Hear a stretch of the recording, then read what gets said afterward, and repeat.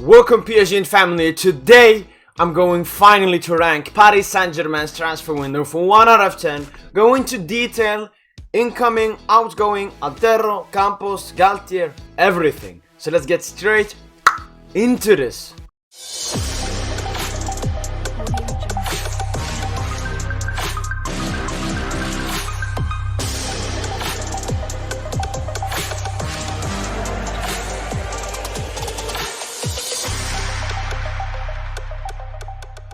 As we all know, Paris Saint-Germain started off their summer transfer window in the most spectacular way, and that was extending Kylian Mbappé to 2025 at Paris Saint-Germain.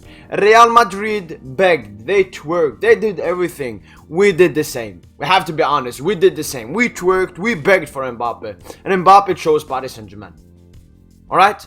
Listen, Kylian Mbappé saying Paris Saint-Germain, that was a big message to Europe. People use the excuse of money and so on. Mbappé does not care about money because he would have gotten this.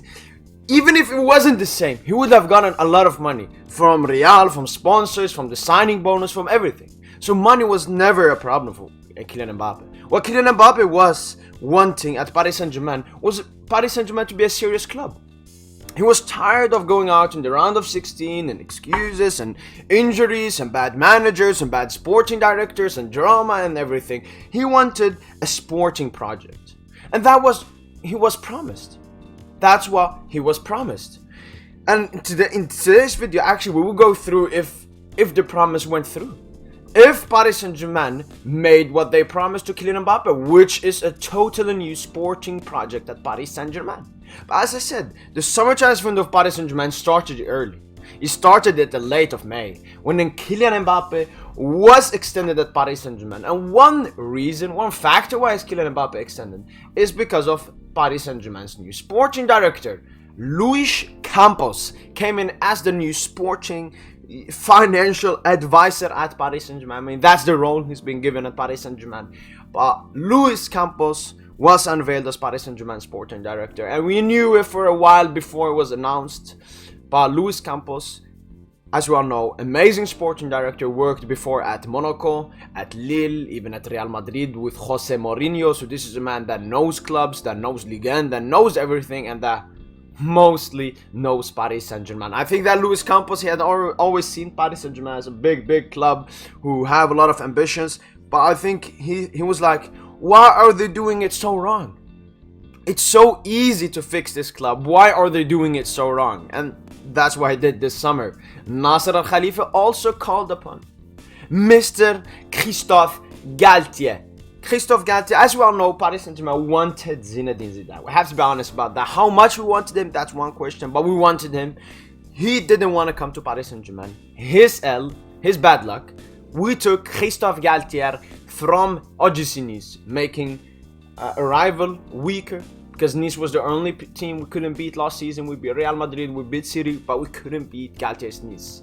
And that was, I think, one of the reasons we got him. He totally deserved this job for his plus 10 years in Ligue 1, making Saint-Étienne European club, taking Lille from relegation to top of the table and fixing Nice from what he could in one season. But then he was announced as the new Paris Saint-Germain manager, and just the name, just the idea of Christophe Galtier as the Paris Saint-Germain manager is so different from the managers we had before.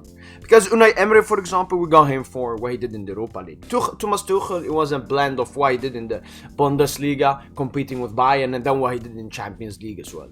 And then Pochettino, it was probably mostly because of that Champions League run. But Galtier doesn't have that Champions League experience, and we still got him, which showed that we're going in a different direction here. We're giving a manager time, energy, everything that he wants, and hope that we can build a dynasty around him, an image for the club. And that was the signing of Galtier. Nasser Khalifi also called upon Mr. Antero Enrique, our previous sporting director, to help Campos and Paris Saint-Germain with negotiations and with, most notably, outgoings from the club, because Antero, I think, he knows a lot of these players and their agents. He was the person that brought in a lot of these bums that had to leave. So it was great from Nasser to call upon Antero, and great from Antero to come into Paris Saint-Germain. These were the 4 signings. Paris Saint-Germain made this signing. We have Vitinha from Porto, Ekitike from Rennes, Mukiele RB Leipzig, Renato Sanchez Lille, Fabien Ruiz Napoli, Carlos Soler Valencia. So we have 2 players from Liga 1, 1 player from Liga NOS, 1 player from the Bundesliga, 1 player from La Liga, 1 player from Serie A. Very great to see. And these are the numbers I really want to look at. So we first start off with price. We got Fabian Ruiz for 22 million, Mukiele for 10 million, Carlos Soler for 15 million, Renato Sanchez for 10 million, Vitinha for 40 million, Ekitike for 28 million. Just look at these prices. I know that some bonuses are included, as well as Ekitike is the loan deal that will be mandatory to buy next summer. But for me, the most important thing is when you look at their market value, because every player, Renato, Carlos Soler, Mukiele, Fabian, all were on their last year on their contract, which made us getting them so easy because we didn't really have to negotiate with the club, rather the player and then the club just said the normal fee and we said we want cheaper, and they gave us cheap. Because Fabian Ruiz, we got him for 22, his market value 55 million. Mukiele 10 million, we got him for 20 million. We got him for 10 million. He costed 20 million market value wise. Carlos Soler 50 million market value, we got him for 15. Renato Sanchez 28 million value, we got him for 10. Vitinha was a release class, so his market value was 30, we got him for 40. And Ekitike, we got him for the market value. And then if you look at the age, no player is older than 26, meaning these are all players that are very close to coming into their prime, apart from Vitinha and Ekitike. These are players that their prime is going to be at Paris Saint-Germain. Their highest market value, their highest value is going to be at Paris Saint-Germain. And that was what we needed. Because before we signed players that were past their prime or at the end of their prime, meaning they wouldn't give really that much value to Paris Saint-Germain apart from experience, big name, flashy bling bling and so on. These players, according to the market value, would all cost 211 million. But we bought all of them for 125 million, which is amazing business. It's smart business, because when you go to a player that has 1 year left on his contract, you're doing something smart because you will get them for cheap and the club really can't negotiate that much. Next up, we have to talk about these players as replacements. So Ekitike was bought in as a replacement for Mauro Icardi. Next up, we have Renato Sanchez. He was bought in for Idrissa Gueye, who also left the club. Icardi was on his way out of Paris Saint-Germain to Galatasaray. Carlos Soler, replacement for Di Maria. These are great signings. Mukiele, replacement for Thilo Kehrer and Koulibaly Dagba, who both left Paris Saint-Germain. Fabian Ruiz for Wijnaldum, who also left Paris Saint-Germain. And the last one is Vitinha for Ander Herrera, also left Paris Saint-Germain. So look at these upgrades. Let us look.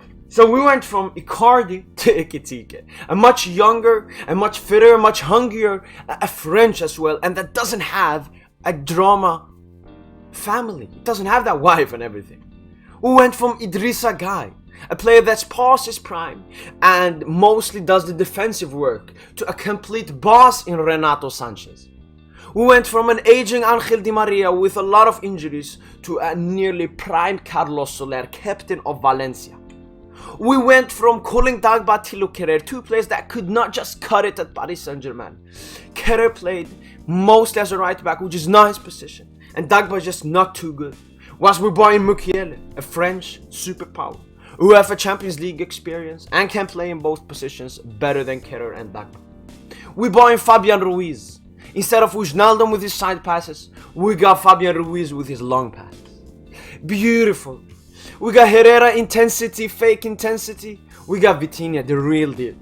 Vitinha is the real deal this summer. Then we take a look at the outgoings. Paris Saint-Germain made 29 outgoings this season if you include Rafinha to a Qatari club and Icardi to Galatasaray soon. Look at these.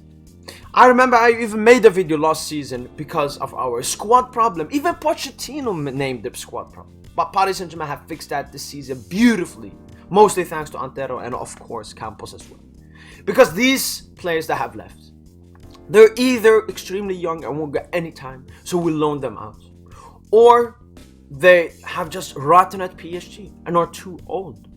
Kalimundo, he was a money sign. He was a money sell. But Thilo Kehrer couldn't cut it at Paris Saint-Germain. He's gone. Areola couldn't cut it. He's gone. Guy couldn't cut it anymore. He's gone. Balde, youngster, loan. Draxler couldn't cut it. Gone. Bulka couldn't cut it.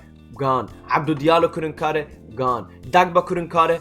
Gone. Kurzawa couldn't cut it. Gone. Ebimbe couldn't cut it. Gone. Michut, young, gone. Nagera, young, gone. Gassama, young, gone. Hamada, young, gone. Budiang, young, gone. Angel Di Maria couldn't cut it anymore. Rafinha couldn't cut it anymore. Xavi Simons, young, gone. Innocent, young, gone. Tedo Elo, young, gone. Bichu Mazala, young, gone. Dennis Franchi, young, gone. Tigine Torre, young, gone. Giorgino Wijnaldum couldn't cut it, gone. Leandro Paredes couldn't cut it, gone. Ander Herrera couldn't cut it, gone. So these are players that had no future at Paris Saint-Germain, especially for this season, and now they're all gone. Instead of rotting on their bench, their market value lowering, them picking up useless wages. I know that most of these deals are loans, but that's much better than them sitting on the bench for a lot of reasons. Firstly, we won't have to pay 100% of their wage. Secondly, they will get a lot of game time, so next summer it will be much easier to sell them and get rid of them. And the youngsters, they will earn plenty of great playing time at other clubs. So when they come back to Paris Saint-Germain, we will have the question of, do we want to continue with these kinds of players, or do we want to sell them? And then their market value will have upper. We also have a lot of resale clauses and buyback clauses. So Eduardo Michut, we have a resale and buyback clause. Ebimba, we have a resale clause. Kalimundo may be a resale clause as well, and then Xavi Simons, we have that controversial buyback clause, which isn't confirmed. French journalists say it exists, Dutch journalists say it doesn't exist, but I think it's a mutual agreement between Xavi Simons and Paris Saint-Germain if he wants to return. But that was it from the outgoings. But these three players are the most notable outgoings for me, because I never thought Ander Herrera, Lavin Kurzawa and Mauro Icardi would leave Paris Saint-Germain. I never thought I would see this, especially this summer, because all of these three players, especially towards the end, they wanted a contract termination. But Paris Saint-Germain did not give that out. These players would have played in the third division and not been training with the first team, and this made them all leave. And that we have to applaud and thank Luis Campos, because he was the person that made these players quit the club and leave. Ale Campos. But Galtier said one thing in the last day, in the transfer deadline day, because a player will be missing. Who is that player from the transfer market? Because he applauded Campos and Antero for their work in the transfer market, but he thinks there's one player missing, and that player is Milan Skriniar, a player that we were after since the beginning of the summer and that we were heavily intact with at the transfer deadline day, but it just couldn't happen. But I'm happy. I'm extremely happy. I think with Danilo as well as a cover for centre-back, we have Bichiabu, even Mukiele can play there. I know it's not the best squad depth, especially if you compare it to other positions, but I'm still happy with it. I'm still glad. Because Inter were asking for 80 and 70 million toward the whole summer. That's too much for a player that has 1 year left on a contract, and from a club that are in huge debt that need money. We will come back knocking in January. And Inter, if they don't accept then, they are even more stupid. Because then we will get Milan Skriniar for free next summer, as our president said. As he so-called threatened them. He didn't threaten them. He told them the facts. He told them, if you don't stop playing around and messing around and taking down the fee for Milan Skriniar, we will not budge. We will not go to the stupid extent of putting 80 million for a player that has 1 year left in his contract, how good no matter he is. We are not like Real Madrid desperation last summer when they put everything on the table for Kylian Mbappe and PSG still reject. And Milan Skriniar, I don't know if you truly deserve the Paris Saint-Germain shirt on, because you had the opportunity to join us and you stayed in mediocrity instead. But you know what? It will mostly look like Inter will go out in the Champions League group stages, and they may be out of the 4 in January, and then Skriniar and Inter will just have to accept the deal. And that's a huge job by Paris Saint-Germain, because even if the worst happens, the biggest games for Paris Saint-Germain comes after January, which is the UEFA Champions League knockouts. Milan Skriniar, just wait. But I would give a rating of 9.5 out of 10 for this transfer market. That Milan Skriniar deal would have made it a 10. But if you count in Mbappe extension, Campos coming in, Galtier coming in, Antero coming in, the 6 players and the 29 players we sold, this has been an exceptional transfer window. Everything we wished for before the transfer window has happened. And we have, as I said, yet again applaud and thank these men for the great work they have done. If we look past at what Leonardo and Antero did before, it was nowhere close to what Paris Saint-Germain this time. They cleaned the club through. They took out all the players that were undesirable. And they got in players that desire to play for the club, for the badge, for the Paris Saint-Germain colors at the Parc des Princes. We did not buy players that wanted the money. We bought players that wanted to come to the project. Allez Paris, allez Campos, allez Antero, allez Nasser, allez Galtier, allez Mbappe, allez Soler, allez Ekitike, allez Mukiele, allez Vitinha, allez Renato. Allez Paris. That was it for the Paris Saint-Germain transfer market preview. Make sure to like this video. Make sure to subscribe to the PSGINT YouTube channel as always. Allez, allez, allez, bye.